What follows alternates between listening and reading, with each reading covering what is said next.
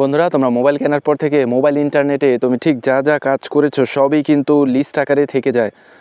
তো তোমার ফোন যদি অন্য কেউ ধরতে পারে বা তোমার গোপনীয়তা ফাঁস হতে পারে, এই রকম যদি সম্ভাবনা থাকে তাহলেই সেগুলো কিন্তু তোমাকে ডিলিট করে দিতে হবে। এই কাজটি কিভাবে করবে তাহলে চলো ভিডিওটি শুরু করি। এজন্য আমরা প্রথমে এই যে ক্রোম ব্রাউজারটি আছে এটার মধ্যে টাচ করব। এখানে একবার টাচ করব। এবার সার্চ অপশানে লিখব মাই অ্যাক্টিভিটি। মাই অ্যাক্টিভিটি লেখার পরে যে নিচের ডান দিকে গো অপশান আছে এটার মধ্যে টাচ করব। টাচ করার পরে যে সবার উপরে মাই অ্যাক্টিভিটি লেখা আছে এটার মধ্যে টাচ করব।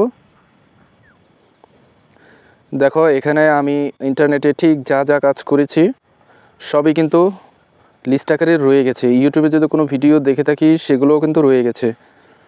আমি মোবাইল ইন্টারনেটে ঠিক যেই সাইটে ঢুকেছি সবই কিন্তু এখানে লিস্ট আকারে রয়ে গেছে। তো তুমি যদি মনে করো তোমার ফোনটি অন্য কেউ ধরতে পারে বা ব্যবহার করতে পারে, তোমার গোপনীয়তা ফাঁস হতে পারে, তাহলে এগুলো কিন্তু ডিলিট করে দেবে।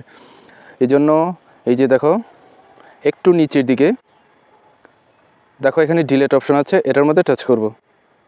টাচ করার পরে এই যে দেখো এখানে লেখা আছে অলওয়েজ, এটার মধ্যে টাচ করব।